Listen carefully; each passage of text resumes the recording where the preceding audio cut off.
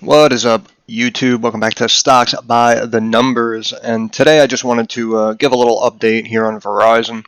Had a decent day today, moving off the Fed minutes and looking at the market overall here. So obviously, as we saw, 50 basis points from the Fed, and apparently that's exactly what the market was anticipating. We saw about 1,000-point swing in the Dow. Look at this. We got the S&P up 3%, NASDAQ up over 3%. And basically here, I just wanted to give an update on Verizon. Here closed at 48.36, up 1 cent right now after hours. And I did mention that this was an overreaction when they brought this stock down to 45.5 and hit new 52-week lows. I mean, that just wasn't justified. At the end of the day, you know, we know Verizon, we know what they're capable of. And again, the revenue came in strong with a slight miss of only 60 million. So to see a reaction like that, you know, I did anticipate possibly 49 to 50 by the end of the week. It looks like we're bouncing and we're moving in that right direction. Now, if we switch over here to TradingView just to look at a technical analysis real quick, looking at a 5-day chart, I did say that as we chunk down, the saying is that gaps always fill. And what happened was after earnings, even if we pull back even further, this was earnings right here. 55.5 brought it down, 53.5, chunking it down again, 51.5. And then you're seeing here this first gap right there at the bottom of the candle. You're looking at about 48.30. And again, they say gaps always fill, and that's exactly what happened today. So if we look at a daily chart, obviously it was slow and steady throughout the day. And this right here is the Fed announcement, which pushed it even higher. Now, a lot of people might be wondering, why would a company like Verizon go higher after the Fed meeting? And basically, it's because they pay a healthy dividend. So you're seeing a 5.5% dividend, and when the Fed raises rates, what a lot of investors do is they look for safe havens, if you will, for where to park their funds. And when you have a company like Verizon paying 5.5% dividend, that's where you're going to see a rise. And I also wanted to show, just to another point, Philip Morris, another Dow component here, pays a healthy dividend. Look at this right here. Look at this right here. This is right after the Fed announcement, little after 2 o'clock. All of a sudden, the stock absolutely rages. I mean, it took about 20, 30 minutes for the market to decide which way it wanted to go.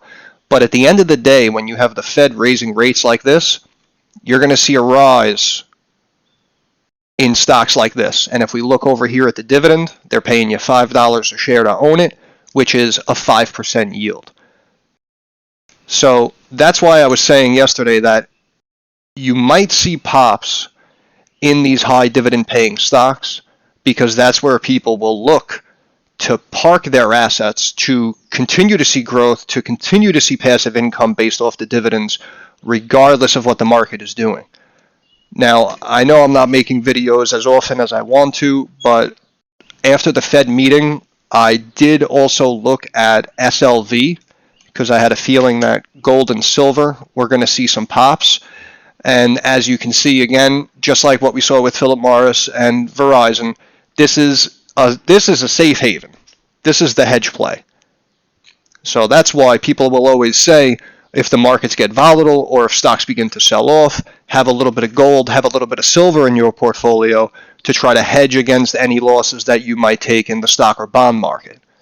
So right here, SLV obviously had a beautiful little pop and ran up to a little over 21.25. And as we can see, this is just a 1-month chart looking at Yahoo Finance. And you can see that silver's really been beaten up. And at the end of the day, with hyperinflation, rates going up, the market being volatile, people will look for hedge plays like SLV, like GLD also. These are the ETFs that track gold and silver, by the way, if anyone doesn't know this. This is the 1-day chart on GLD, on gold, and you can see the rally that happened after the Fed meeting. But, excuse me, but basically, Verizon was a beautiful call. Just knowing that it was an overreaction and that it was going to start to fill these gaps. Now, I know a lot of people might have bought the dips. I know some of you might have calls on VZ expiring this Friday. And, if you want to know, will it get to 50 by the end of the week? Obviously, there's really no way to know. But if we look out perhaps into the next week, calls expiring the 13th, or perhaps even a week after, if you have the funds to buy more time out to the 20th, I would say that this gap fill right here, back to 51.5, is probably most likely going to happen inside of the next week or two. So with a company like Verizon, again, this is basically the Buffett method. This is what I'm kind of bringing to you guys here. Don't be afraid to look at the fundamentals and the numbers. Don't just look at the charts. Now again, this gap fill and this gap fill, this technically is technical analysis, not fundamental analysis. But at the end of the day, based on the fundamentals being strong, you were able to know that the technicals were going to pick up that slack and they were going to catch up as well. So that's why I'm saying, in my opinion, inside of the next week or two, we are going to see Verizon probably come back above this 51 level and probably retrace this gap down from when they posted earnings. But I just wanted to give a little update. I know a couple of people messaged me saying that they had some call positions out for this week and out for next week. And, right now it's looking good, and I do feel it will go above 50. And, again, I just wanted to give a little update. We can move into other Dow components. I was thinking of potentially doing a video on Philip Morris sometime tomorrow.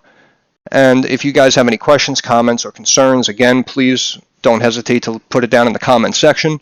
And if there's any stocks that you want me to look at, if you want to go over the PEs and you want to look at the technicals and go over these gaps to see if there's any pops or drops that we can try to time and catch together, more than happy to take a few minutes to do that with you guys.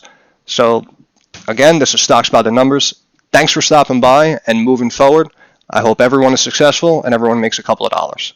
Have a good day, guys.